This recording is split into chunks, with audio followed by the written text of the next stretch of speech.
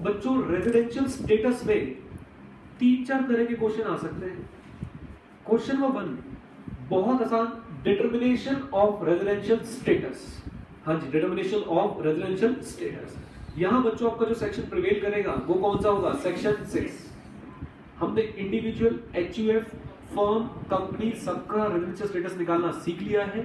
उसमें बच्चों हमने कुछ सवाल कर लिए हैं, कुछ सवाल आप लोगों ने करने हैं। प्रैक्टिस मैनुअल में उम्मीद कर रहा हूं सबके पास है, उठाएं और शुरू हो जाए। ओके बच्चों, सेकंड तरह का क्वेश्चन क्या आ सकता है? सर जैसे आज हमने देखे सेक्शन 9 की कोई एक इनकम पकड़ी और बता दिया, पूछ लिया बताओ जी टैक्सेबल इन इंडिया है या नहीं। जैसे हमने अपनी बुक का विविधता वाला क्वेश्चन किया बच्चों, याद है आपको? सर सेक्शन 9 की एप्लीकेशन चेक कर सकते हैं। सर तीसरा क्वेश्चन कैसे सकता है? करेक्ट और इनकरेक्ट। आपको 4 लाइनें दे दी और पूछेंगे बताओ जी ये इसके लिए टैक्सेबल है या टैक्सेबल नहीं है, या हम बोल रहे हैं टैक्सेबल है, आप बताओ कि करेक्ट है या फिर इनकरेक्ट है। ऋतिका गुड मॉर्निंग बेटा, कैसी हो? बता दो बेटा। अच्छा आओ बच्चों अगला पॉइंट देखते हैं। सर अगला पॉइंट हमारे पास क्या है? नेक्स्ट पॉइंट बच्चों हम देखेंगे, हमारे पास एक स्पेशल तरीके का क्वेश्चन आएगा जिसमें बच्चों हमें ना कम से कम 5 आइटम मिनिमम दे रखे होंगे, 5 इनकम। बोलो क्या दे रखे होंगे? 5 इनकम। और हमें पूछा जाएगा कि बताओ जी ये आरओआर के लिए टैक्सेबल है या नहीं, ये आरएनओआर के लिए टैक्सेबल है या नहीं, या फिर ये एनआर के लिए। तो हमें बस लिखना होगा कि ये वाली इनकम आरओआर के लिए टैक्सेबल है, आरएनओआर के लिए भी है और एनआर के लिए भी। डिपेंड करता है, अब हम बता सकते हैं कि नहीं? सर आरओआर के लिए, इन दोनों के लिए नहीं है, इन दोनों के लिए, इसके लिए नहीं है, या फिर सिर्फ किसी के लिए नहीं है, हमें बता सकते हैं। क्या बोलते हो, हाँ या ना? तो सर ये हमें निकालना आना चाहिए। और बच्चों अगर ये क्वेश्चन आता है इसमें सेक्शन 6 भी इन्वॉल्व हो सकता है, 5 भी और 9 भी। इस क्वेश्चन के आने के चांसेस थोड़े से ज्यादा। एक बात सर, जब इस तरीके का क्वेश्चन आता है ना बच्चों, उसमें कई आगे वाले चैप्टर भी इन्वॉल्व हो जाते हैं। जैसे अभी हमने पोस्ट ऑफिस वाला क्वेश्चन पढ़ा था, याद है? तो आपको बेसिक तो फंडा पता चल गया, इंडिया की इनकम है, इंडिया मिल रही है, taxable for all.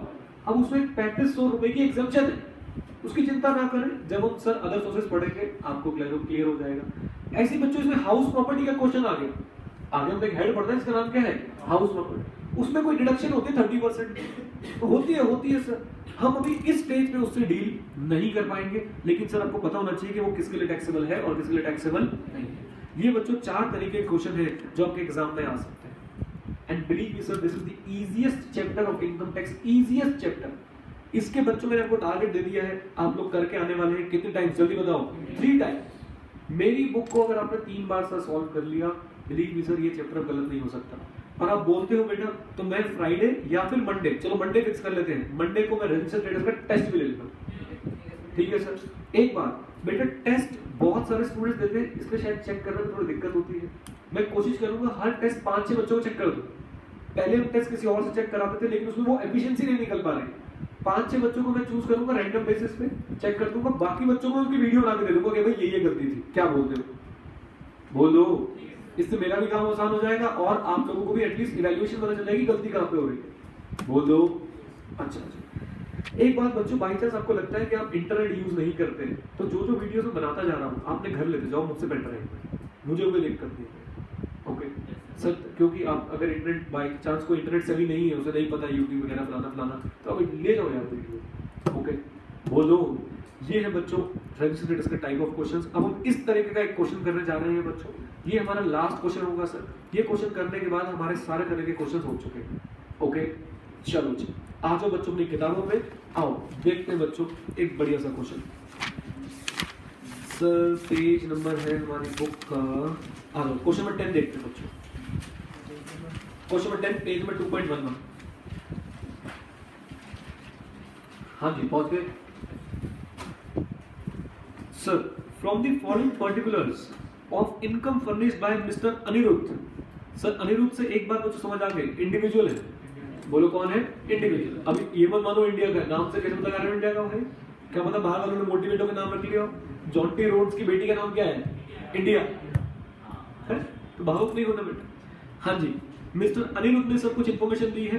Compute the total income of assessment year if he is, कह रहे सर अगर वो आरओआर होता तो उसकी इनकम क्या होती, आरएनओआर होता तो उसकी इनकम क्या होती, और अगर वो एनआर होता तो उसकी इनकम क्या होती। बच्चों याद करो, जब हम ये चैप्टर शुरू कर रहे थे तो मैंने आपसे बोला था इस चैप्टर का सार क्या है, किसकी कौन सी इनकम पर टैक्स लगेगा। आज हम देखने जा रहे हैं सर, आज हम जी देखते हैं कौन कौन सी इनकम गिवन है। सर हम डिस्कस भी करते चलेंगे, क्वेश्चन तो करेंगे। Profit on sale of shares in Indian company, मेरे साथ, profit on sale of shares in received in Germany. बेटा एक बात बताओ, सेक्शन 9 हमने पढ़ा था, सेक्शन 9 में एक बात आती थी, थ्रू और from any asset which is situated in India, याद है, इनकम थ्रू और from any asset which is situated in India shall be taxable in India for all. अब सर शेयर्स पे, इनको शेयर्स बेचने के बाद सर प्रॉफिट हुआ है, मिला कहीं भी हो, लेकिन सर शेयर्स कौन सी कंपनी के थे, इंडियन कंपनी के, इसका मतलब क्या हुआ, सेक्शन 9 एप्लीकेबल, यस और no, yes, therefore it will be taxable for all, चाहे अनिरुद्ध आरओआर हो, आरएनओआर हो या फिर एनआर हो, ये वाली इनकम तो अनिरुद्ध के लिए टैक्सेबल होके रही, पक्का।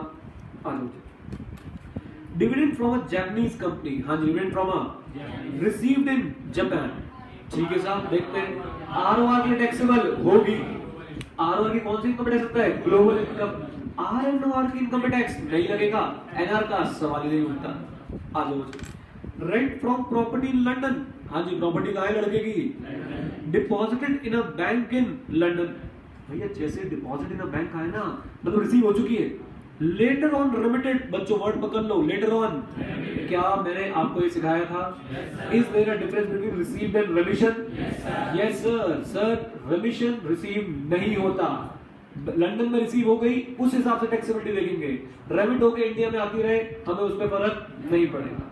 अच्छा बच्चों लंदन में रिसीव हुआ है, मुझे बताओ सर आरओआर के लिए, भाई आरओआर के लिए तो सोचो ही मत, जब तक इनकम एग्जेम्प्ट ना हो या पास्ट अनटैक्स्ड प्रॉफिट ना हो, आरओआर के लिए क्या हो जाएगी, टैक्सेबल। अच्छा आरएनओआर के लिए ना, एनआर के लिए भी ना।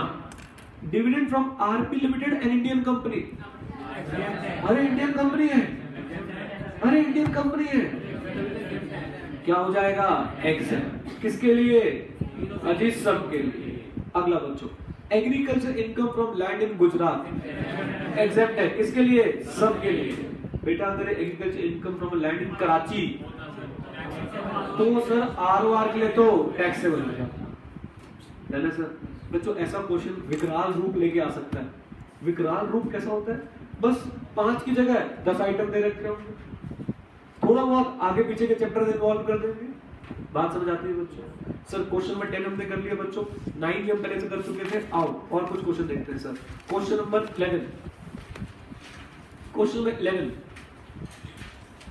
Determine the taxability of income, हाँ जी, डिटरमाइन द टैक्सेबिलिटी ऑफ, जल्दी बोलो, of US based company Haley limited. बच्चों यूएस बेस्ड कंपनी है और कोई इंफॉर्मेशन नहीं गिवन, तो मान लेते हैं कि सर ये नॉन रेजिडेंट है। आओ आगे चले। In India on entering following transaction during the financial year 14-15, ठीक है sir. US based company Haley limited है, उसकी सर हम इनकम है, कुछ इनकम के बारे में हम टैक्सेबिलिटी देखने वाले हैं। 5 lakh receive from an Indian domestic company for providing technical no-how in India, section 9 activate हो गया। Interest, royalty and fees for technical no-how, वो जो टॉपिक मैंने आपको पढ़ाया है वो आप बच्चों ध्यान रखें, वो आप अपनी बुक से नहीं पढ़ेंगे, कहां से पढ़ेंगे, चार्ट से, okay. Sir ₹6 lakh from an Indian firm for conducting the feasibility study of a new project in Finland, हाँ जी, पेड बाय गवर्नमेंट और non government, non government. Sir utilise in India और outside India, section 9 attracted non attracted, therefore it will not be taxable. 4 lakh from a non-resident for use of a patent for a business in India, taxable. 8 lakh from a non-resident Indian for use of know-how for a business in Singapore, taxable, not taxable, not taxable. 10 lakh for supply of manuals and design for the business to be established in Singapore, not taxable, ठीक है sir. तो सिर्फ एक 5 taxable है और एक 4, ऐसे ही है ना, बोल दो। तो सर टोटल इनकम कितनी आ गई इनकी, 9। बच्चों 12th क्वेश्चन हमने कर लिया, यस। 13 कर लिया, यस। 14 कर लिया, यस।